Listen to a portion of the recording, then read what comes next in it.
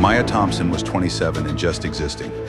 She was a single mother, a nurse working the night shift to support her 3-year-old son, Elijah Thompson. When her mother was informed she had only days to live, Maya borrowed every cent she could and purchased first-class tickets to New York, her final chance to say goodbye. She had no idea this trip would break her heart in ways she never thought imaginable. Maya Thompson was 27 and a master of the art of survival, not living, not good doing, just getting by. And every morning before sunrise, she'd slip out her little apartment in Charlotte, careful not to wake the tiny youngster in the next room. My son, Elijah Thompson, 3 years. Curiosity never dies. Nothing much to fear, and the core of everything Simone does. She'd never wanted to be a single parent. Neither worked many shifts at a hospital. Neither had to count every penny before food shopping. But life has a way of changing your plans without asking your permission. When Elijah Thompson's father found out Simone was pregnant, he ran away. No goodbye. No argument there. No child support payments. Just left. Since then, Simone had been bearing the weight of 2 parents on her shoulders. She was a nurse at night. She picked up extra shifts whenever she could. He would miss meals sometimes, so Elijah Thompson would not have to. Behind her eyelids, the weariness seemed to last forever, yet she never complained. Because seeing her child made it all worthwhile. Which was why there had been all that turmoil. Every rough day ended with Elijah Thompson putting his tiny arms around her neck, murmuring 3 words that made everything pain a little less. I love you, Mommy. Years that had been enough years. Until the telephone call. That kind of phone call that turns everything upside down in 1 second. Simone was in the midst of a 12-hour shift when her phone vibrated in her locker. She did not accept personal calls at work, not usually. But when she saw her mother's name on the screen, something within her drove her to pick up. The voice who answered wasn't her mom. It sounded delicate, lame, less brilliantly known Simone. That one phrase made her insides contract. Her mother has been fighting cancer for over 2 years. There would have been good months of hell. At times doctors were hopeful. Times they did not, but this was something else, strangely terrifying. The silence between the sentences was longer than the words themselves.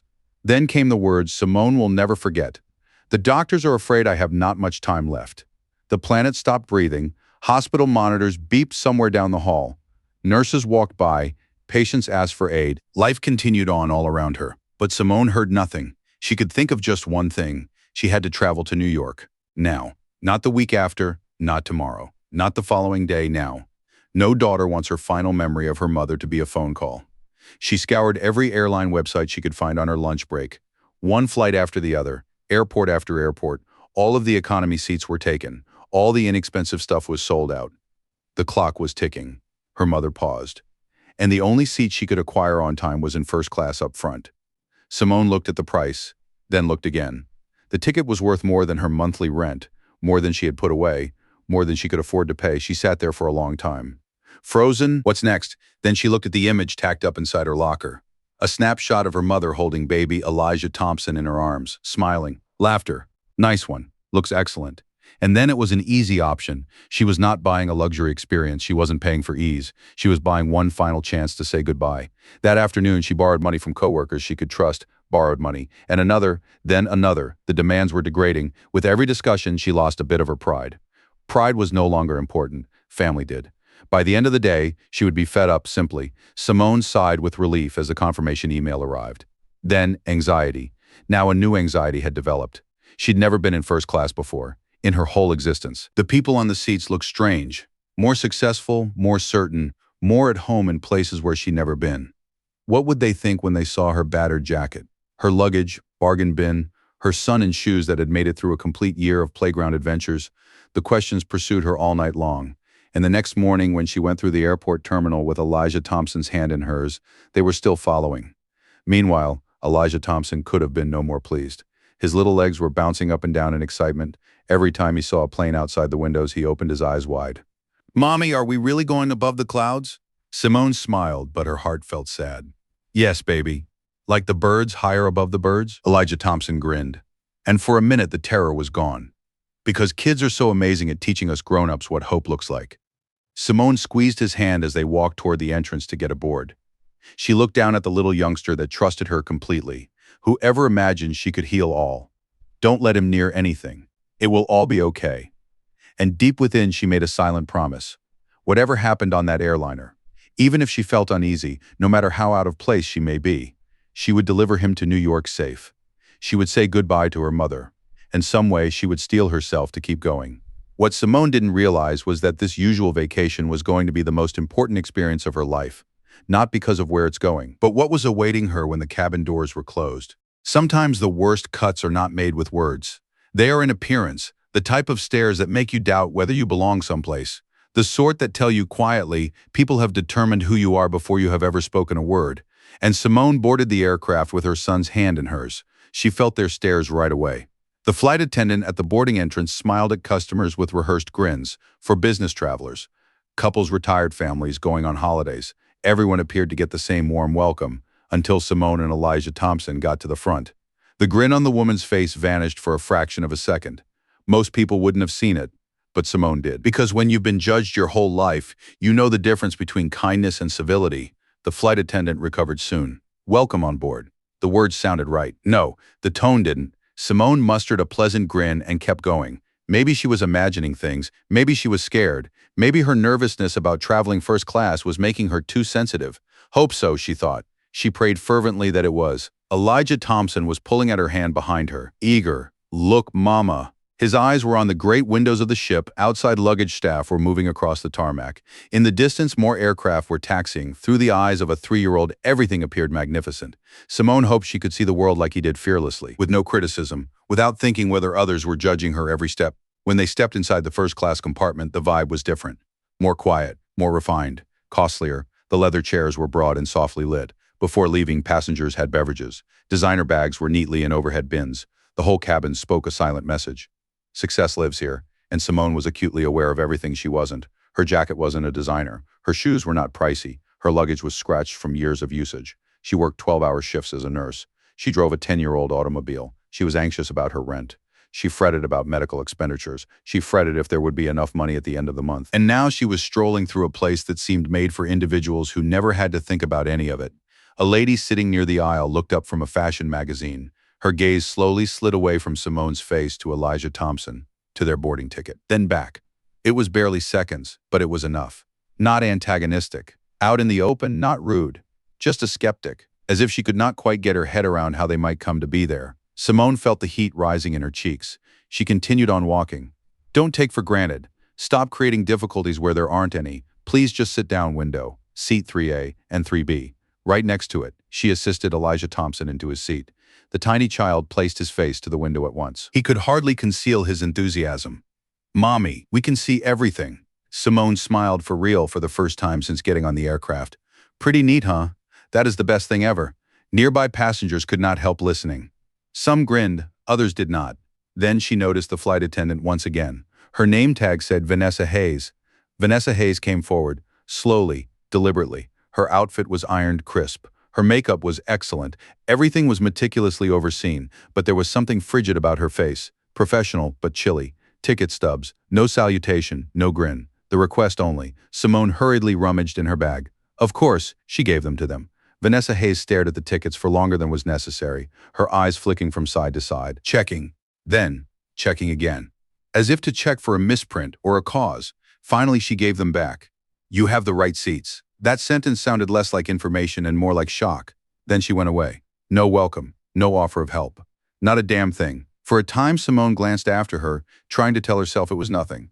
Everyone has a terrible day. Not everything is personal. Not every unpleasant encounter is a discriminatory one. But still, something was not right.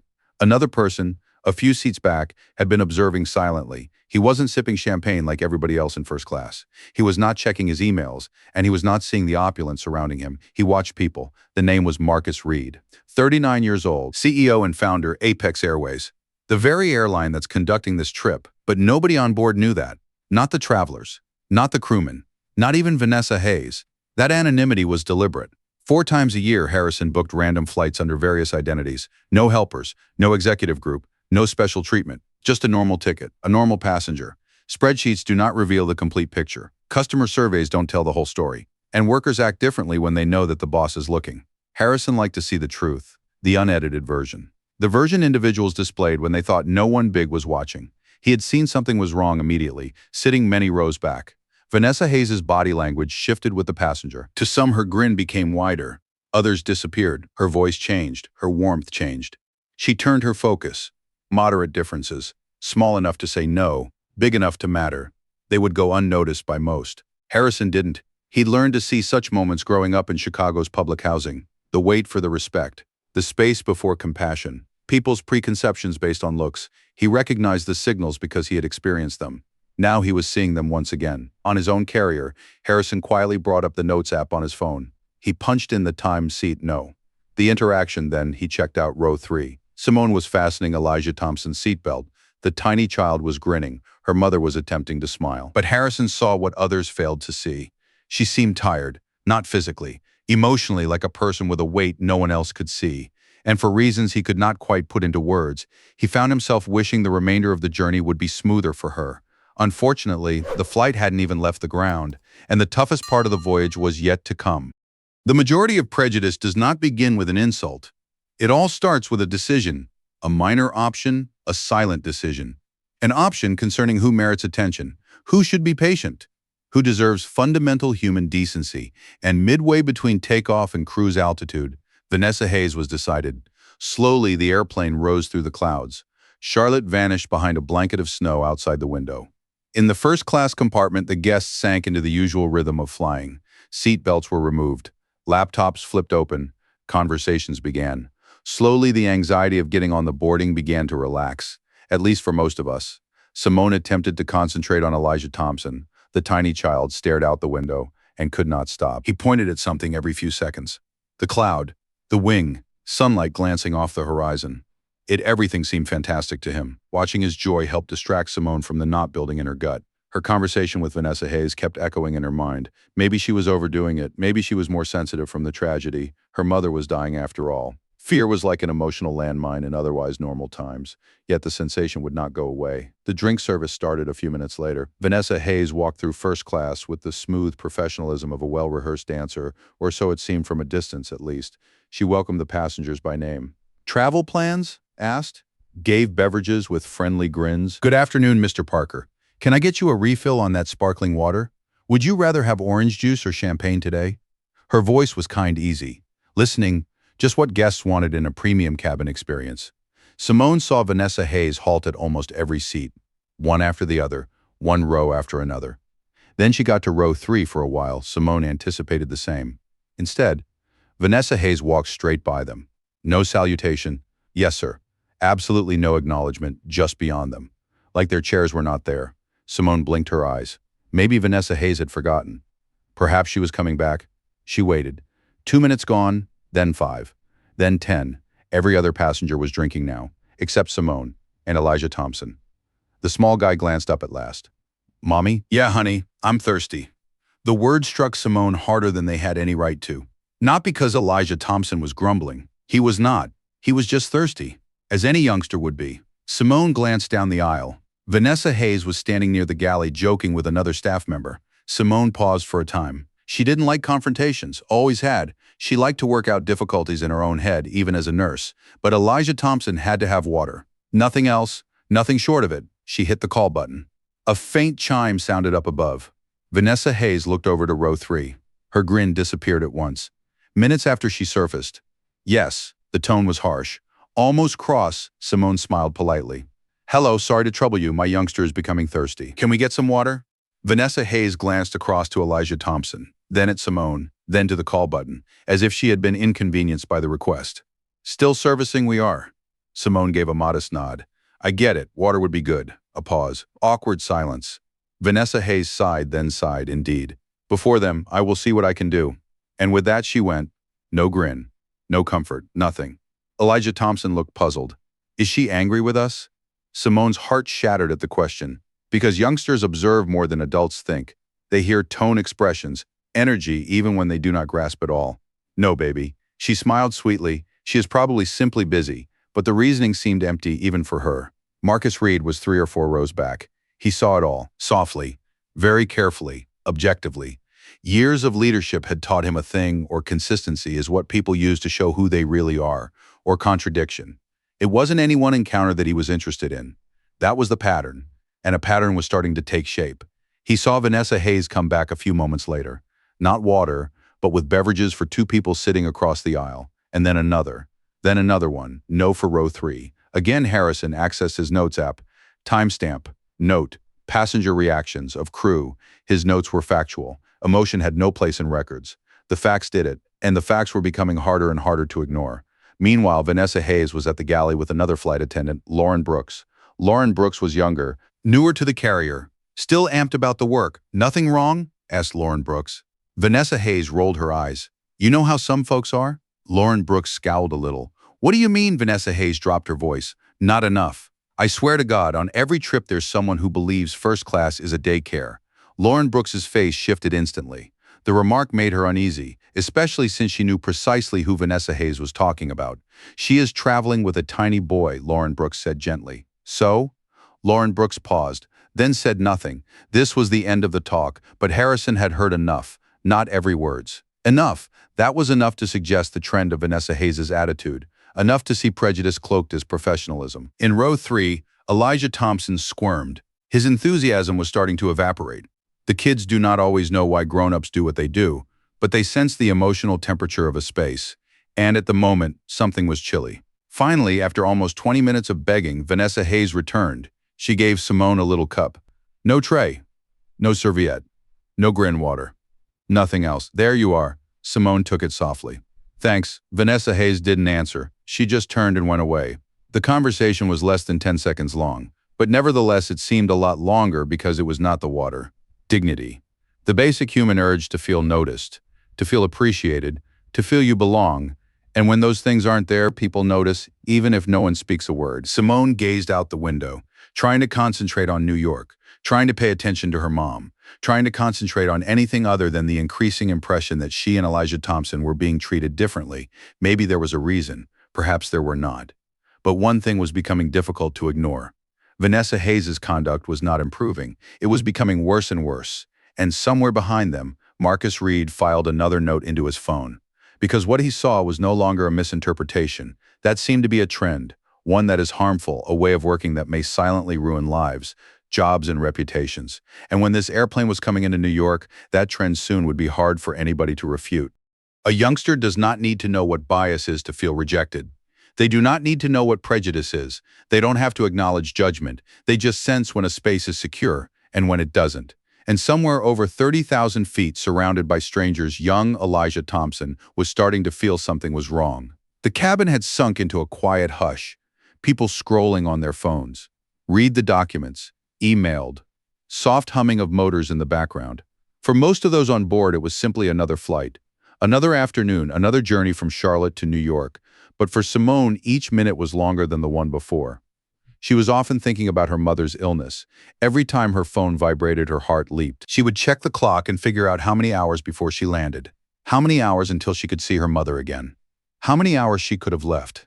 The emotional weight was draining, but she bore it in silence, just as she usually did. Then Elijah Thompson moved in his seat. At first, Simone hardly noticed. He had remained still for long minutes. No questions asked. Nothing exciting. No pointing at clouds.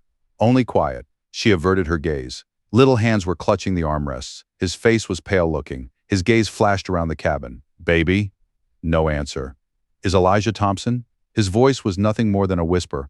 "Mommy," that one word caught her attention at once because of the horror in it. "What is the matter?" He swallowed hard. "And why is the aircraft rocking?" Simone peered out.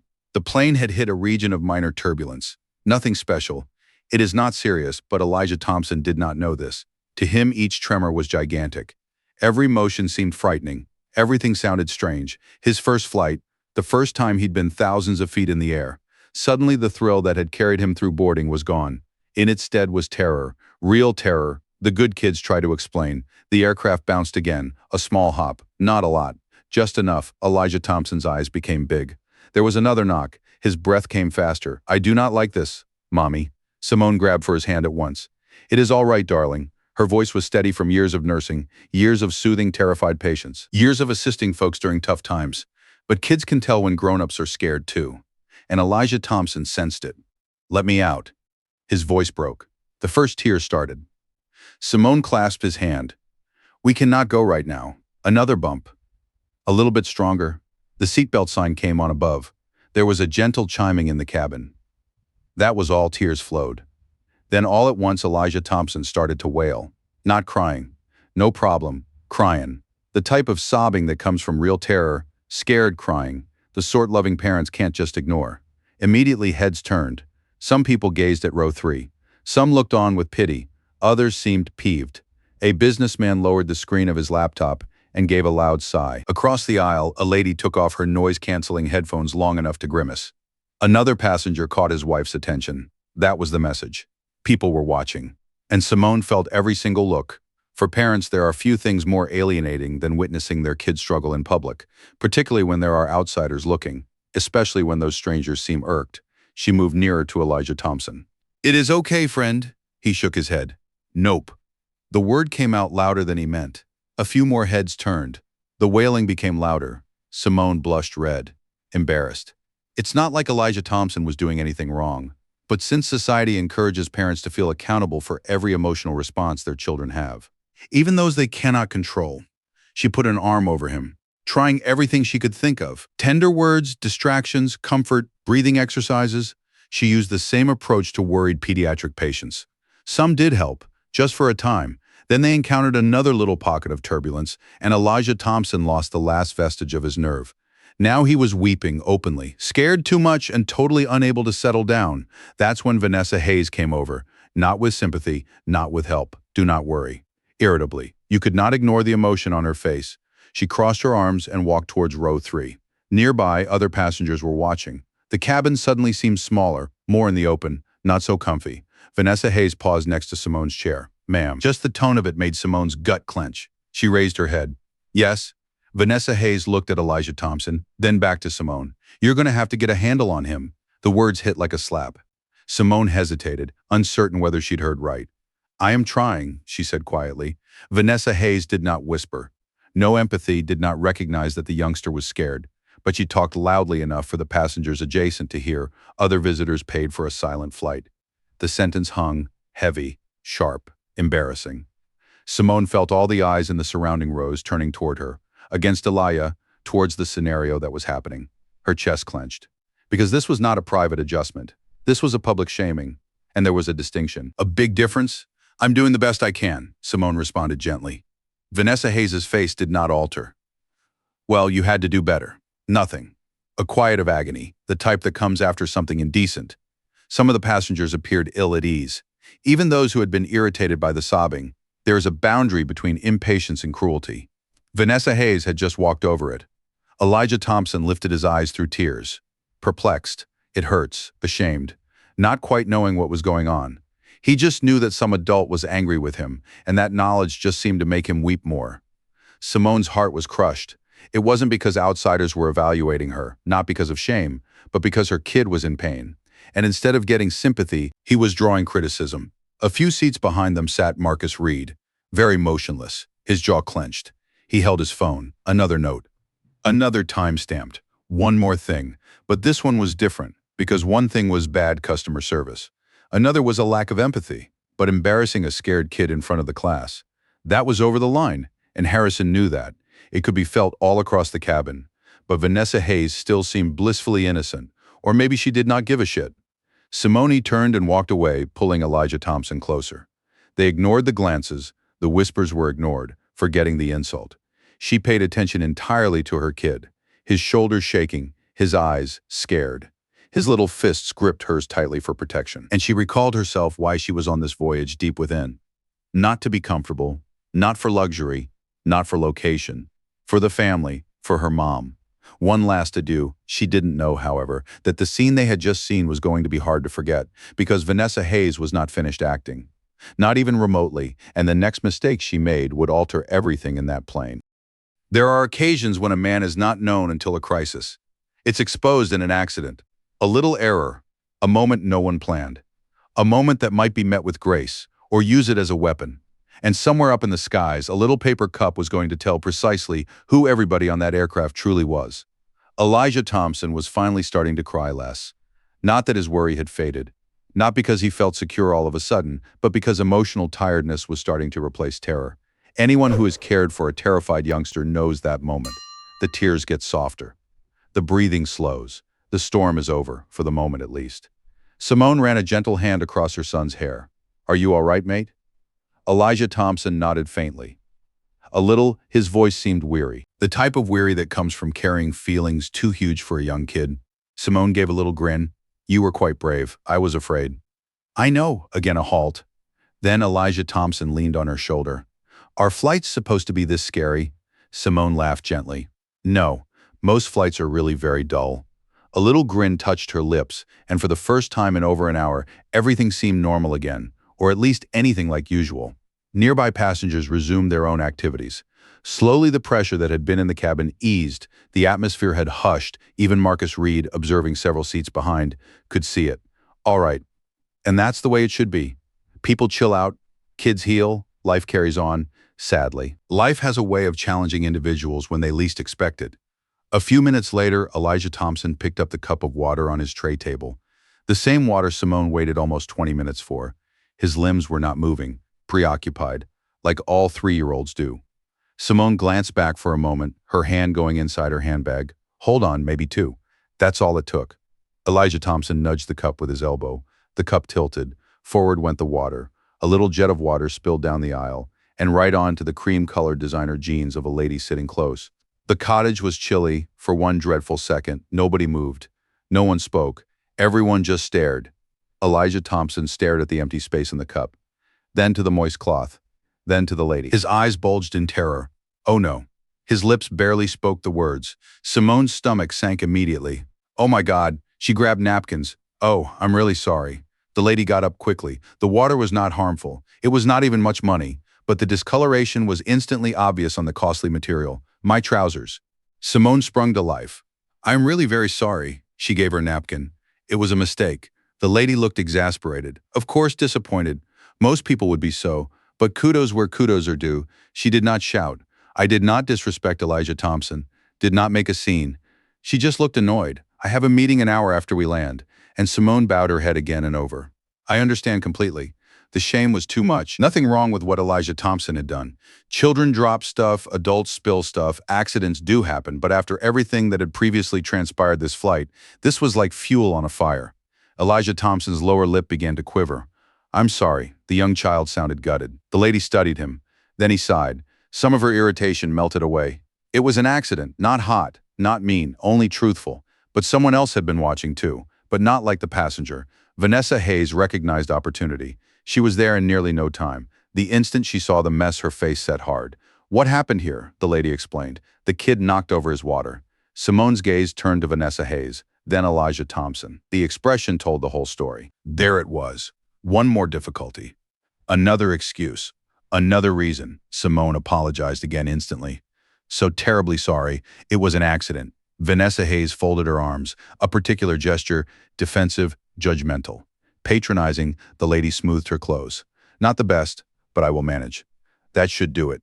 A sane adult answer. Problem fixed. Vanessa Hayes, however, had little interest in mending the situation. She was interested in placing blame. Out loud, and utterly. She stared at Simone directly. These are precisely the kind of scenarios that cause parents to think twice about reserving luxury accommodations with very small children. Whispered. Instant quiet. The statement hit harder than the spill itself. Several other passengers close glanced up. The others exchanged glances. Even the lady who had got her clothes soaked seemed astonished. Simone stared. Surely she must have gotten it wrong. Excuse me. Vanessa Hayes didn't back down. If the youngsters are not ready for this atmosphere, then something like this is certain to happen. The words rang through the cabin. Not for being loud, because they were intentional. Each statement was fraught with meaning. Each phrase was a decision, and everyone knew it. Simone felt the embarrassment in her chest. Not rage, not yet, just pain, deeply injured. Vanessa Hayes wasn't judging conduct. She was ranting about belonging. Some folks are supposed to be here, she says, and others didn't. It was a difference that mattered. A whole lot. The lady sat next her moved uneasily. Doesn't sound right to me. Vanessa Hayes did not reply. Yet she kept glancing at Simone. And then the phrase that many passengers will remember long after the journey was over. This is not what this cabin was built for. Another interlude. Then she said some people just aren't ready for the level of expectation that goes with first class. If she'd declared it over the intercom, the statement couldn't have been clearer. You are not of this place. Your youngster is not meant for here. People like you don't belong here. The cabin suddenly became cooler, tighter, more weighty. Elijah Thompson gazed up at his mom, baffled. Trying to get it, children often do not get the words, but they know what rejection is. And he sensed it. Simone's heart broke. Not for her, for him, because no kid should sit in a seat their family paid for and feel like they are not welcome. No youngster should leave feeling they are any less worthy of respect. No youngster should ever have to bear the brunt of an adult's displeasure. And a few seats behind them, Marcus Reed carefully locked the screen of his phone, for the first time throughout the whole flight.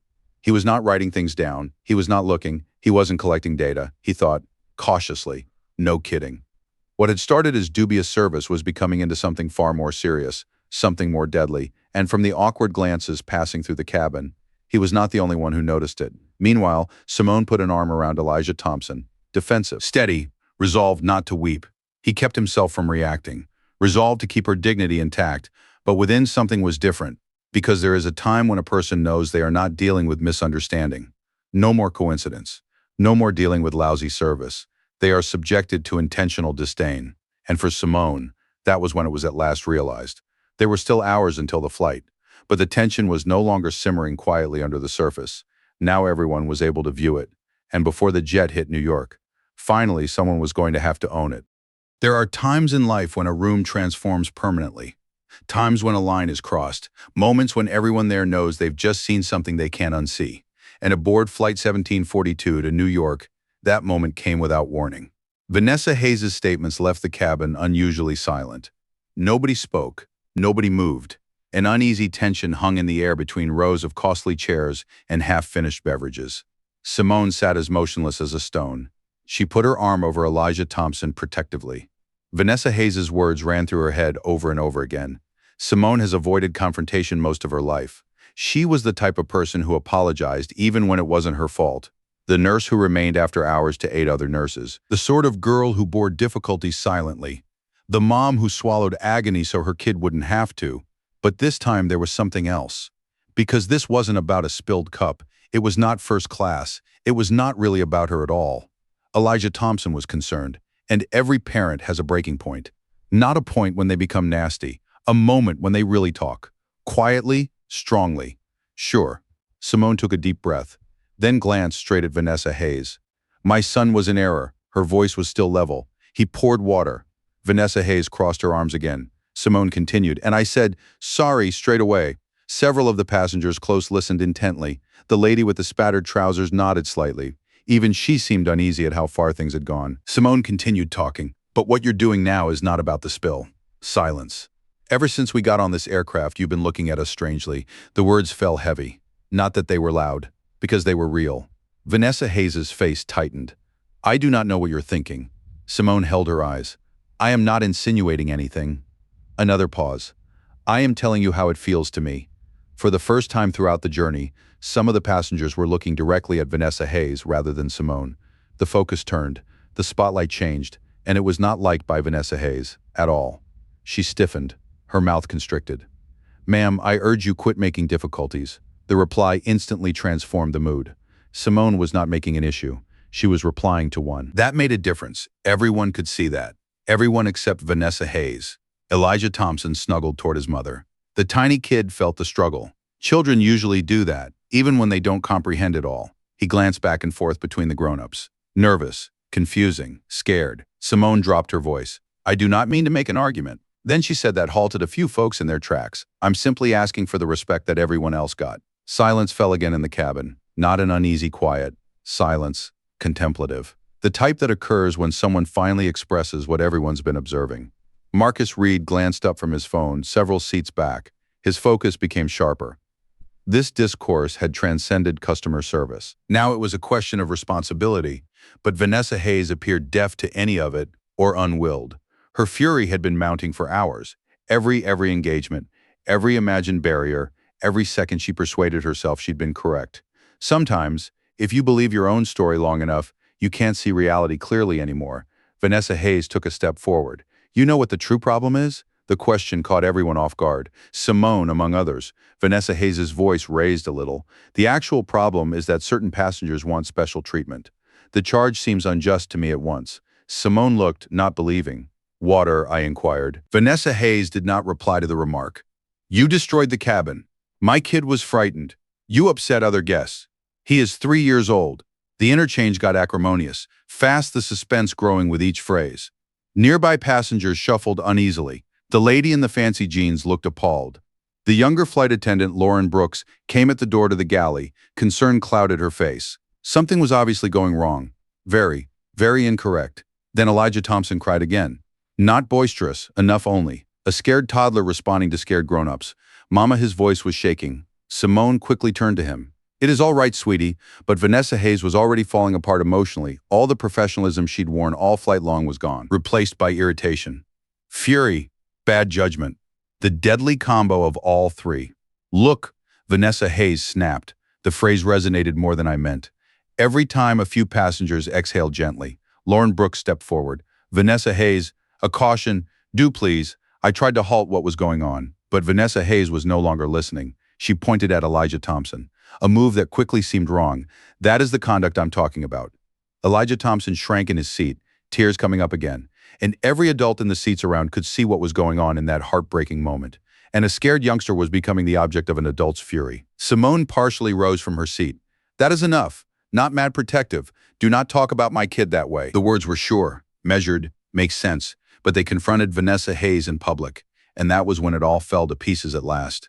Vanessa Hayes moved ahead, too fast, too emotional, too recklessly. Lauren Brooks moved again, quickly. Stop it, Vanessa Hayes. But it was too late now. The following few seconds appeared to take place in slow motion. Elijah Thompson winced. Simone looked round. The passengers glanced up, and Vanessa Hayes made a rash step toward the youngster. That's really an improper move. So startling. So utterly outside of professional conduct. The whole cabin went dead. There was a collective gasp. No one could really believe what they had just seen. For one unimaginable second, there was not a sound. No tears. No speech. Engine quiet. Nothing. Just startled quiet. The stillness that comes when everyone in the room understands all at once that something is amiss. Lauren Brooks put a hand to her lips. The lady on the next aisle got up. A number of people watched in surprise. Simone glanced at Elijah Thompson, then back to Vanessa Hayes. Shock was all across her face. Not angry yet. Complete disbelief. Because certain activities are so unexpected, your brain has a hard time processing them, and many seats behind them. Marcus Reed gently rose from his seat. No hurry. Not emotionally. Not dramatic. Just think about it. His face was a different story. The observation period closed. The note-taking was done. The wait was ended. Just occurred. Because it was no longer explainable away. And for the first time since they'd boarded the aircraft, and now the strongest man on that aircraft was ready to unveil himself at last. Sometimes power walks silently into the room. No lights flashing, no music, no drama, no big announcement. A voice, silence, controlled. Sometimes that voice changes everything. The first-class cabin was still iced. No one moved. None spoke a word. Nobody seemed to be able to deal with what had just transpired. The tension that had been building for hours had finally burst. Not for the pandemonium. Shock. The type of astonishment that makes people stare at one another, looking for words that don't exist. Elijah Thompson sat shaking next to his mother. Simone felt his little hands on her sleeve. Tears ran softly down his cheeks. Not that he knew exactly what had transpired, because he knew he was not safe. Children don't always know what's going on, yet they know dread. And just now his whole universe was full with terror. Simone put her arms around him. Safeguarding. Intuitive. Like every mother who has ever seen her kid wounded. Her heart was beating so loudly she could hear it. The incredulity was profound. The rage was rising. But it had not yet come, because shock usually precedes. Across the aisle, folks were stunned into silence. One of the women covered her lips. A businessman gazed, utterly dumbfounded. Even folks who had been furious a few moments before seemed scared now, because there's a guideline that good people know. You do not vent your anger on a youngster. Ever. By the galley, Lauren Brooks looked pallid. She had been prepared for emergencies, medical findings, turbulence, evacuations, but not that. Not seeing a fellow crew member really lose it professionally. Not witnessing the whole thing go up in front of dozens of witnesses. Then a chair scraped. Very slow. Intentionally. The boom resonated in the still cabin. Heads snapped around. Behind Simone, several rows, a guy got up from his seat. Most of the people on the airplane had hardly seen him. He would traveled without a fuss, silenced watching. Quietly made notes. Not till today. He straightened his jacket, looked straight at Vanessa Hayes, and spoke. He did not raise his voice, it wouldn't have to. Because everybody on board heard every word. You simply laid your hands on a youngster. Silence, silence, dead silence.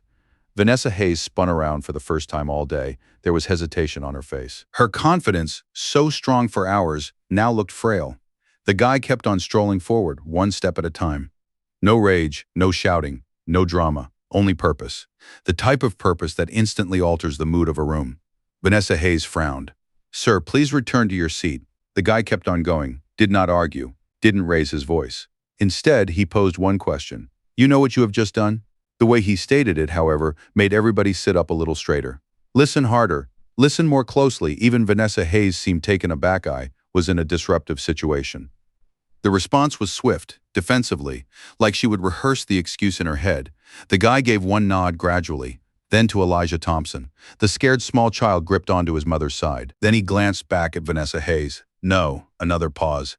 "You were taking out your own frustrations." The statement was like a hammer blow, because it was, and truth has a way of becoming clear once it is spoken out loud. Some passengers exchanged looks. A few heads turned almost imperceptibly. No one had been ready to cut Vanessa Hayes any slack since she had boarded, and it showed. The facts could no longer be ignored. Vanessa Hayes folded her arms. The gesture was familiar, one she had used throughout the flight, a move of power, dominion, confidence. But this time it didn't come off, for control was already slipping away. "Who are you, sir?" The question reverberated through the cabin, and all of a sudden, everyone wanted to know the solution. Because whomever this guy was, he was not behaving like a regular passenger. He did not sound like an average traveler. And he definitely didn't go around like he was one. He reached inside his jacket pocket. He took out a little leather credential holder and opened it up. Lauren Brooks's initial eyes widened, then another of the team, then another. Vanessa Hayes's blood drained from her face. No, before she could stop it, the word was out. The cabin became increasingly silent. At length the guy announced himself. "My name is Marcus Reed." Silence. Then the words that altered everything. "I am the Chief Executive Officer of Apex Airways." No one moved for a second. The information felt a little too much to take in. "The CEO here in this plane?" At this moment, the passengers gazed at each other. Wrestling with whether they would heard properly, Lauren Brooks sat straight up. The other flight attendants appeared surprised. Vanessa Hayes looked like the floor had dropped out from under her. Because every contact is suddenly every single remark, all the options. Every single complaint, witness. Not only a witness, the big cheese of the whole firm. And he had been watching from the very beginning. Harrison's face was tranquil, professionally cool, which somehow enhanced the forbiddingness of the occasion. Because real power doesn't usually require loudness. There is no reason to be intimidated. It does not require threats. It just is. I got on this plane incognito. His eyes never left Vanessa Hayes. I do it numerous times a year. No one interrupted. No one ventured to. I watch service. He stopped. I observed leadership. Another pause. I watch character. Vanessa Hayes swallowed hard. It was the first time all flight that she seemed really anxious. Harrison continued. I watched anything that involved this family. The words struck like a freight train. Every encounter. Not some, most, no, every one of them. The water, the remarks, the public humiliation, assumptions, everything. Vanessa Hayes tried to say something. I can explain. Harrison? No. D. The answer came immediately. Solid. Business. The end. The cabin was electric. The passengers shuffled forward, no longer out of curiosity, because of accountability, because they wanted to see whether there were still repercussions in the world, whether dignity mattered anymore, whether respect still counted. Harrison glanced straight at Vanessa Hayes. You are at this instant liberated from duty. The phrase fell with crushing force. Vanessa Hayes's eyes became wide. The other crewmen froze. Lauren Brooks gazed, startled. Harrison kept going. Your employee access credentials will be stopped on landing. Another pause. You will provide no more assistance on this flight. No shouting. None of the shame. Only responsibility. Clear. Evaluated. Professional. The way leadership is meant to be. Simone had not felt this way since she boarded, and for the first time all day. Thank goodness. No triumph, relief. Because someone finally saw what the hell was going on. Someone had finally admitted it. Finally, someone had spoken. This is not fine. And as Harrison glanced at Simone and Elijah Thompson, the whole cabin knew something crucial. The flight was not finished. Absolutely not. As the actual reality of what had transpired aboard Skyluxx Flight 1742 was only starting to emerge into the light, and before that flight landed in New York, this would show everyone how well Marcus Reed had been paying attention. The most stunning moment in a tale is generally not when somebody is exposed. Sometimes it's when people stop pretending they didn't see what happened. For seldom is injustice without the hand of one alone. It survives when all the others are dumb. But the silence was finally beginning to break as Flight 1742 continued on its way to New York. Marcus Reed uttered that, and the cabin sat very still. Nobody was on their phones. Nobody returned to work. Nobody cared about free meals or time of arrival anymore. Something else was going on. For the first time the whole trip, Simone wasn't the focus of attention. It was not Elijah Thompson's. It was not even Vanessa Hayes' fault. It was the truth. People hate the truth, especially when it is unexpected. Vanessa Hayes paused in the aisle. All afternoon she had showed confidence. Now it was gone. Uncertainty took its place. The one when someone realizes that their actions are no longer being perceived via their interpretation. They are assessed against evidence, and Harrison kept his cool. His voice never rose. He never budged from his position. But each phrase was heavy. Let me be clear on one point. All the cabin listened. This is not about one moment. Instantly, Vanessa Hayes looked up, as looking for hope, as if still waiting for some explanation. Harrison went on. Not long after we had arrived on board, I began taking notes. The passengers looked at each other, recording. The word counted. Bias is removed due to documentation. It takes away the emotion. It takes away alibis. Facts are nothing else. Harrison waved his cell phone. I saved the timestamps. A second pause, I recorded talks. Another quiet. I witnessed service inconsistencies. Silence grew. Vanessa Hayes looked down at her. For the first time on the journey, she seemed unwilling to look anyone in the eye. Harrison edged nearer, a bit closer to the other occupants. Row 2. Mr. Parker was dealt with in under 90 seconds. His sight strayed to another chair. Mrs. Donnelly obtained aid at once. Then he addressed Simone. Row 3 waited over 20 minutes for a cup of water. Nobody said anything. Nobody was required to do it. You could tell the difference. I know, said Harrison, the water was not the problem. He looked straight at Vanessa Hayes. The difficulty was consistency. Several heads bobbed. Everyone knew. Fairness is not flawless. It is a sign of constancy. Respect. It is using the same yardstick for everyone. The woman whose garments had been spattered previously lifted her hand a bit. Harrison? He looked at her. She breathed. I had to say something. The cabin listened. She looked quickly at Simone. Then it was out to Vanessa Hayes. I was not pleased with the spilled. A reasonable admission. Anybody would. Some of the passengers nodded. Then she responds, but the mother apologizes swiftly. Another pause. The kid also apologized. She shook her head softly. What happened next had nothing to do with the collision. The remark had much weight, for it came from one who had every reason to complain, but she did not explain herself. She was pushing for equality. It was a difference that made a difference. A whole lot. A person yelled from across the cabin. The businessman who had sighed before, the crying was unsettling, I discovered. The surprise was in the honesty. Then he continued, but I witnessed too how that family was treated. He looked directly at Harrison. It was not like that. The atmosphere changed again. Because when one person speaks the truth, it often gives others the courage to do likewise. And then something happened. Lauren Brooks stepped forward, slow, carefully, in a professional manner, but everybody could tell she was worried. Harrison nodded a bit at her. Authorization. Help. The younger steward swallowed, then he responded, that was not my first complaint. The words instantly attracted everyone's ear. Vanessa Hayes' eyes opened wide. Lauren Brooks looked quite crushed, like she was conveying news she prayed was not true. Complaints have come before. Silence. Total silence. Lauren Brooks went on. Travelers, another stop. Crew, just wait, pause again. Even supervisors. The cabin was frozen solid, for the story had become a whole lot bigger than one trip. At least 2 arguments, much more than a single worker. Harrison's expression was solemn, of course. Bummer. Like Lauren Brooks had confirmed his suspicion. Lauren Brooks glanced down, some concerns about unequal treatment. The wording was cautious, pro. But everyone knew that. Vanessa Hayes was not being graded on what happened today. Today had only shown what had been hidden for ages. Vanessa Hayes was quick to speak up. Defensively emotional. I was never formally punished. The words boomed through the cabin. There was no answer for a moment. Then Harrison gave a nod. You're correct. The reaction astonished everyone. Vanessa Hayes includes in. And then came the statement that would alter the entire debate. And it is part of the problem. The cabin was silent once again. Now Harrison was no longer talking about a single individual. He spoke about leadership, system, culture, accountability. He looked around the plane. When problems are brought up and not addressed, pause. When warning signals are neglected, another stop. When managers emphasize comfort above accountability. His voice was steady. The organization is part of the duty. The statements were hurtful. Real leadership is not about finger-pointing. Leadership is systems thinking.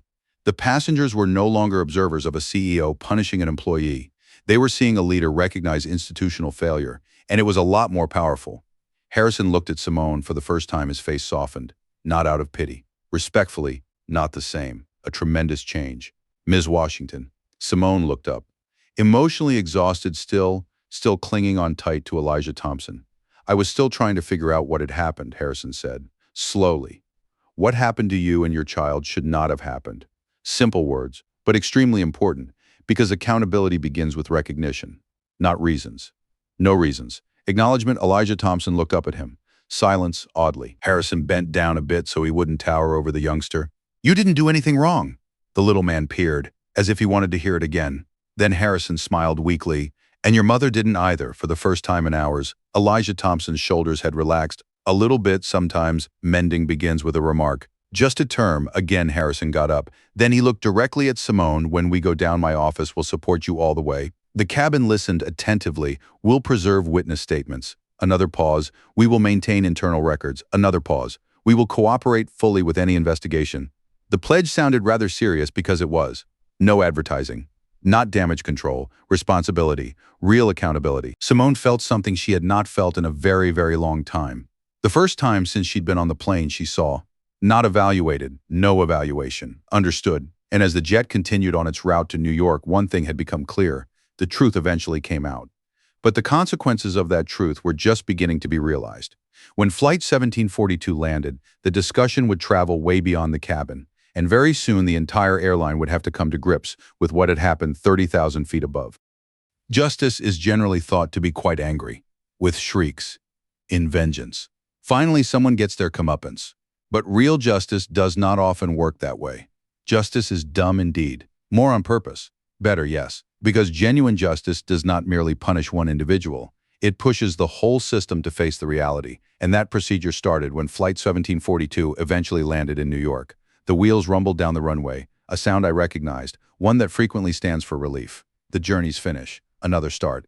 But for practically everyone on board, this was a different kind of landing. Nobody was rushing to get their phones out. No one got up. No one was in a hurry to go. The cabin was full with the incidents of the expedition. Speech was a murmur. Faces were still serious.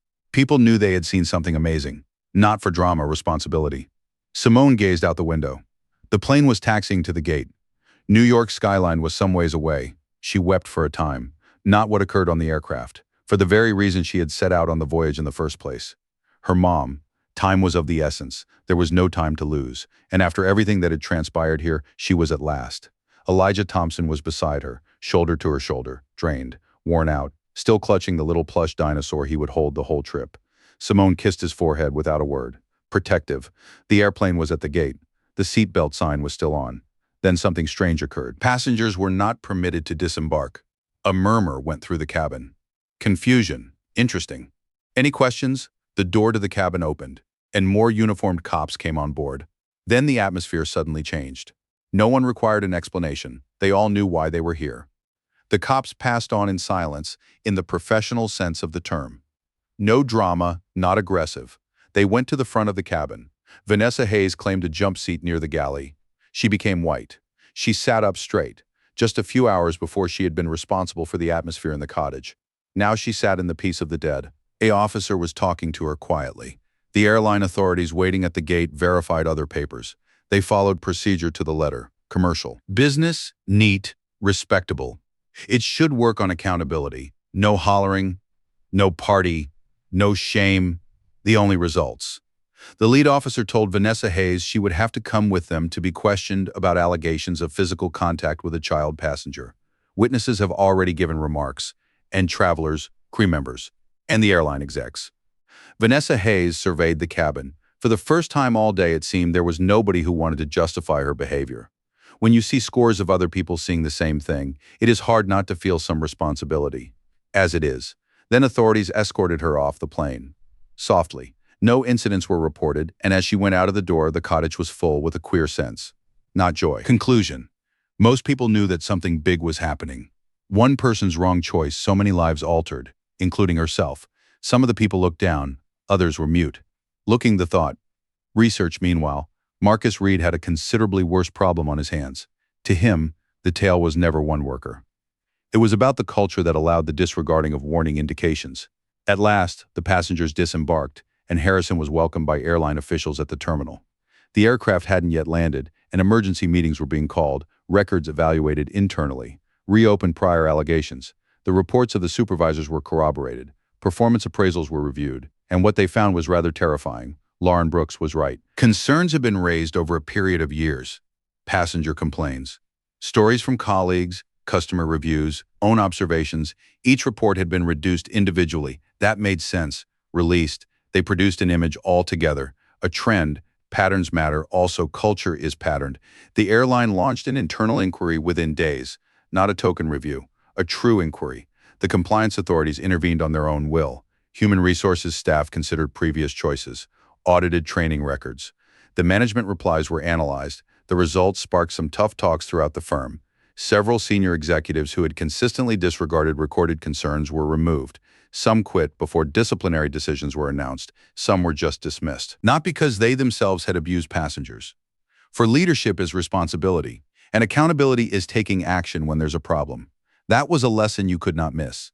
News of the disaster circulated quickly. Passenger accounts were uploaded on the internet. Witnesses' testimony was essential. Industry magazines started running pieces on airline culture, on customer service, on responsibility. But Harrison wasn't going to make this a public relations problem. Rather, he regarded it as a leadership obligation. 2 weeks later, he addressed the workers in a company-wide webcast.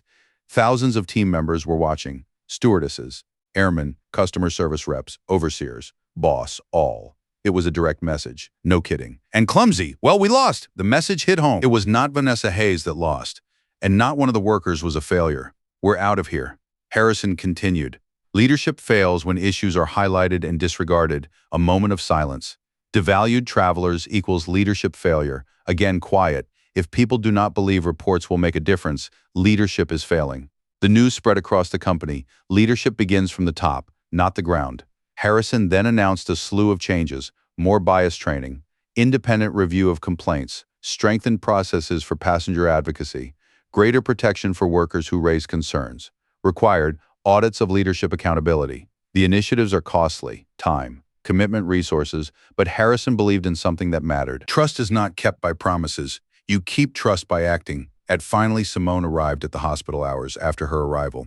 Dry-eyed, processing all files. But I'm glad I did. Softly smiling, the elder lady went inside her mother's chamber. And for a minute, the roar of the plane silenced.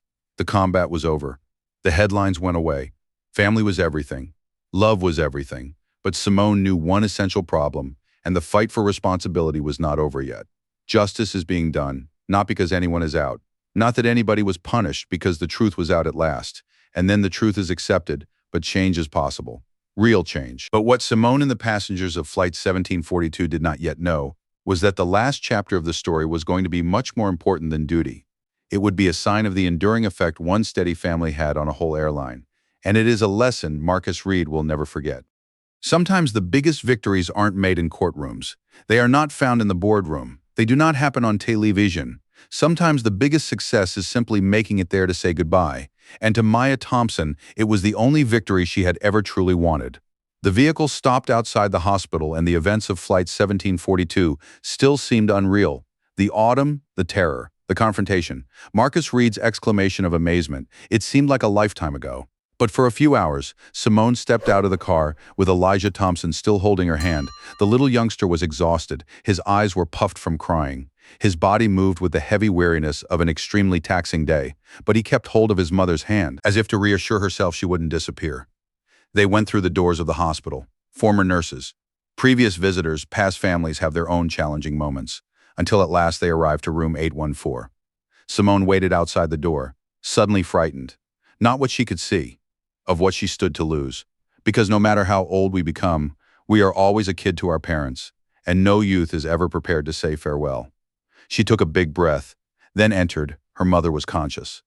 Lame sauce, brittle, much weaker than Simone remembered. But look, they filled with tears the moment they saw each other. There was a silence of a few seconds. They merely looked at each other. Mama, daughter, silence between them, memories of a lifetime pouring between them. Then her mother smiled. A little smile, but a real one. You got it. Those two words came close to killing Simone, for they were reassuring. Love. Thanks. And maybe knowing that time was slipping away, Simone sat near the bed and took her mother's hand. I wasn't going to miss this. For the next 2 days they spoke. They laughed. They hooted. And they mused on the old stories, family holidays, childhood mistakes, birthday parties, the daily events that are precious when time runs out. And Simone had been there in her mother's dying hours, her hand caught, just as her mother had clenched hers. She had company. She was not frightened. She had not been deserted. She was bathed in adoration, and anguish too. But there was one thing always to be a comfort to Simone. She arrived in time. In the meanwhile, Elijah Thompson began to heal. The contact with the flying left emotional scars. For weeks, he would be horrified by the sight of aircrafts, and sometimes he woke up from night terrors. Sometimes he asked questions that no child should have to ask. Why did that lady hate me so much? Did I do something wrong? Every question was a heartache to Simone, but she answered them all patiently, frankly, with love. Slow. Counseling was good. Time made it simpler. Support was good, and most of all the continual reminder that it was not his fault. Months passed, and Elijah Thompson boarded another plane. This time he was concerned, but he got on. Then he smiled. Then he looked through the window, and slowly the horror began to let go. That moment was another victory for Simone. No big drama, not open for the public, but such a big deal. Many months later, Marcus Reed obtained a report prepared by his research group. The report included a digest of all things to do with the investigation of Flight 1742. Something at the end caught his eye, a name you recognize. Evelyn Thompson, Simone's mother. At first, Harrison assumed it was just a coincidence. Then he continued reading, and his eyes slowly became bigger. In the middle of a huge financial crisis 20 years ago, Apex Airways had put up emergency employee assistance initiatives with the aid of a regional healthcare alliance. In the end, the actions prevented hundreds of workers from losing healthcare in harsh restructuring years. Evelyn Thompson had been a key player in the effort. Simone's mom. She did not wish to be known as, "I didn't ask to be a public figure," never wanted nothing in return. She assisted solely because there were others to aid. Harrison read the report and said nothing, just thinking, thoughts, understanding how people's lives are linked together. Years before he ever met Simone, covertly his mother had been supporting families connected to his company. Somehow their stories had been brought together by fate now. A few months later, Harrison announced the creation of the Evelyn Thompson Community Scholarship. The prize will support students pursuing careers in nursing, healthcare, and public service, especially the impoverished class houses. Especially those who have faced adversity. Simone was there with Elijah Thompson at the dedication ceremony. She saw her mother's name displayed for everyone to see, and tears filled her eyes. Not to show off. Because kindness was remembered. In service remembered. Because character was considered. The airline itself, too, changed. Training curriculum were modified. Reporting methods were enhanced. Responsibility leadership was expanded.